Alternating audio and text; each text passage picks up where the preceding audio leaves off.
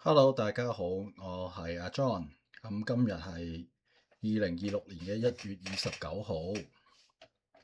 我想分享幾個呢幾日發生嘅事啦。根據我嘅個人判斷呢，聯邦大選就會就快在即㗎啦。點解我會有咁嘅結論呢？因為保守黨而家就正在 review 佢哋嘅黨令啦。博勵治可唔可以經過佢哋嘅 review 之後，仲可以保留住做黨令呢？呢個係一個未知數。但係呢，已經有好多消息出嚟呢，就係 Richmond 嘅自由黨已經喺度籌錢啦。同埋呢個已經收到啲 email 呢，就 Liberal 已經要多 canvassing 啦，即係話要拍門。所以呢，嗰個選舉嘅機會係好大嘅。而家如果因為上一次選舉係將新民主黨打到剩翻7席，而家睇個民調呢，佢好似會攞翻10幾席。如果就算自由黨攞翻165席咁樣講啦，可能佢加埋兩個聯合咗呢，就都係會變咗大多數。睇落佢同呢個灰人政權政團啊，Bloc Quebec 嘅應該係傾唔埋嘅，可能未必會同佢哋聯合到。所以為咗安全起見呢，可能佢就會提前大選㗎喇。其實大選就算再選咗自由黨 Mark Carney 就可以話，哇！我打贏咗你 Pierre Poilievre 2次嘅話呢，佢就威威食雞啦咁講。但係對個形勢會係點呢？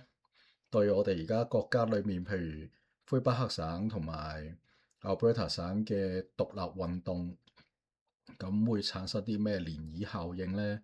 我個人認為呢，魁北克同埋叫 Alberta 省嘅獨立運動呢，都係因為聯邦政府已經失去咗本身我哋喺憲制上邊呢個省同埋聯邦嘅獨立憲政呢個咁嘅 mandate，我哋本身係以省立國做聯邦。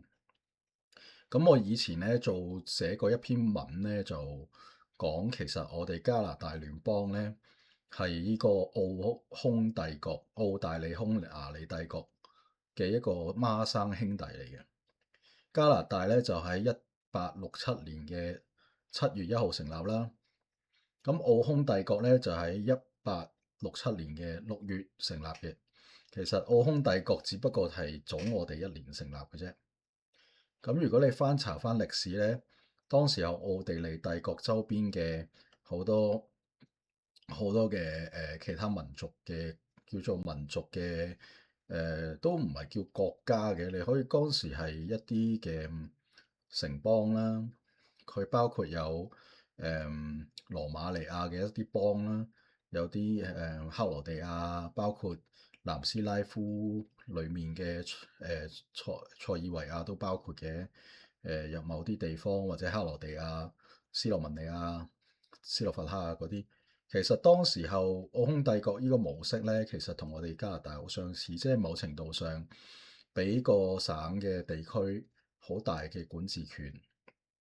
有佢哋嘅民族嘅喺歐洲，因為太係民族嘅分別，就俾佢哋有自治好大嘅自治權。其實奧匈帝國係一個當時嚟講係一個好特殊嘅現象嚟嘅。但係加拿大咧，其實都係仿效咗佢嘅模式而產生。所以我同啲人講咧話，如果加拿大係身處一個歐洲嘅國家咧，喺第一次世界大戰之後咧，應該就已經散咗嘅。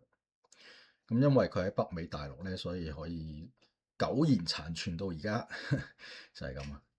但係講得太遠啦。但係聯邦大選嗰個結果就係 Alberta 同埋 Quebec 嗰啲法裔人士，灰裔啊，唔係法裔添啊，佢哋會覺得選嚟選去都係選自由黨，即係我選1萬次都係選自由黨。咁其實佢哋就會更加灰心、更加失望，因為佢哋公投嘅理解就係根本已經對個國家冇希望，即係個國家亦都唔會聽佢哋嘅聲音，亦都唔會作出一啲系統性、實質性嘅改變。其實咧，小弟我咧都已經有同呢個 Pierre Poilievre 有見過面握手，咁我就唔係淨係握手嘅，我同佢傾見面嗰陣時候咧，我會問佢問題嘅。咁我問佢咩問題咧？我問佢當時候毒品嘅時候就我哋同埋另外一啲朋友啦，張海仁先生一齊見佢嗰陣時，咁我就問關於即係點樣去制衡總理嘅權利呢個問題，權力呢個問題，點樣 restrain power of 個 prime minister？咁當然啦，喺啲咁嘅公開場合，其實亦都冇一啲好具體嘅答案。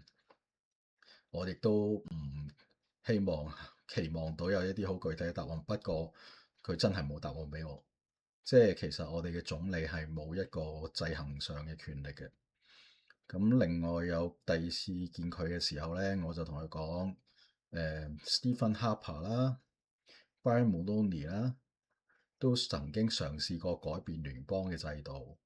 加拿大咧喺25年前咧，當時候呢個叫做 Reform Party 同埋嘅 Conservative 就合併咗，咁就係希望將西部省份嘅聲音帶去 Ottawa。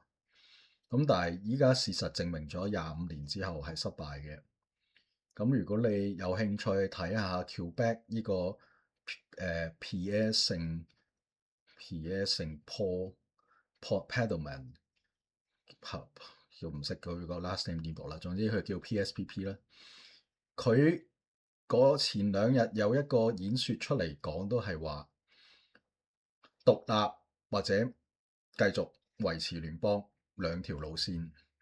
第三路線就係暫時唔理佢，然後咁佢叫做第三路線。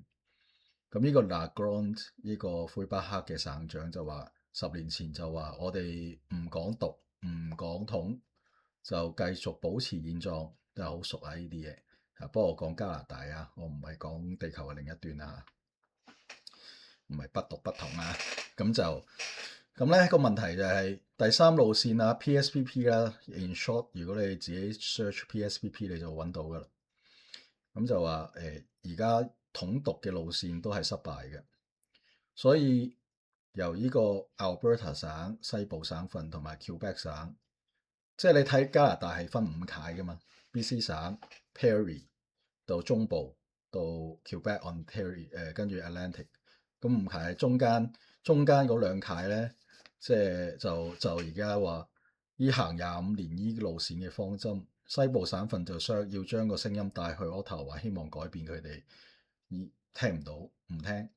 呢個 Quebec 嘅聲音就話：我哋一直以來講統定獨嘅問題，諗住放低唔講，唔聽。而家但係都冇辦法啦，因為新一輩人其實 PSPP 係大概係6、7年前出嚟嘅，因為當時候加拿大都相信Quebec 獨立嘅聲音已經係失去咗，唔會再有人提。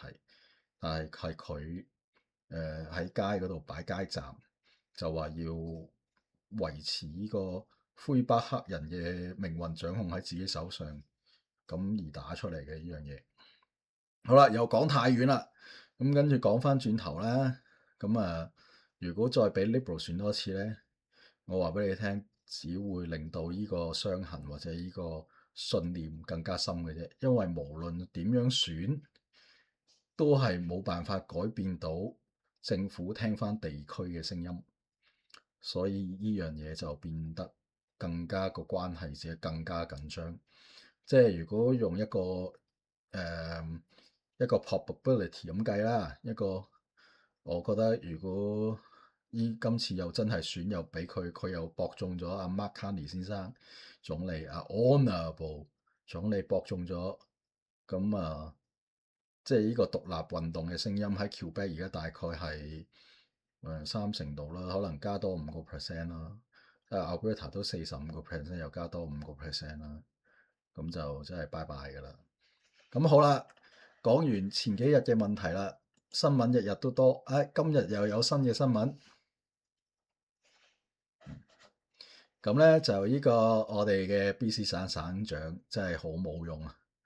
竟然咧喺度單對單挑機就話而家我哋 BC 省，如果你 Alberta 省啲人話獨立係一個分裂國家行為，一個叛國。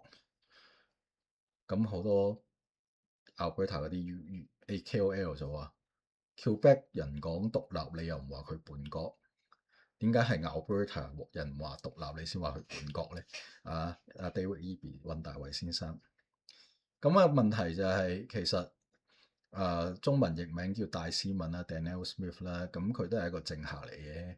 咁表面上當然佢一定作為一個省長，佢就唔可以推動一個獨立嘅。即係我都想喺度釐清一個概念，就係作為一個 Alberta 嘅省長，佢係要保持呢個制度同埋憲法上嘅完整，佢就唔會推動，佢就唔會鼓吹人走去獨立嘅。理論上就唔可行嘅。咁但係佢就創造咗一個條件，俾啲人可以出嚟問一個公民起動公民嘅問題，就係到底我哋要唔要脫離加拿大？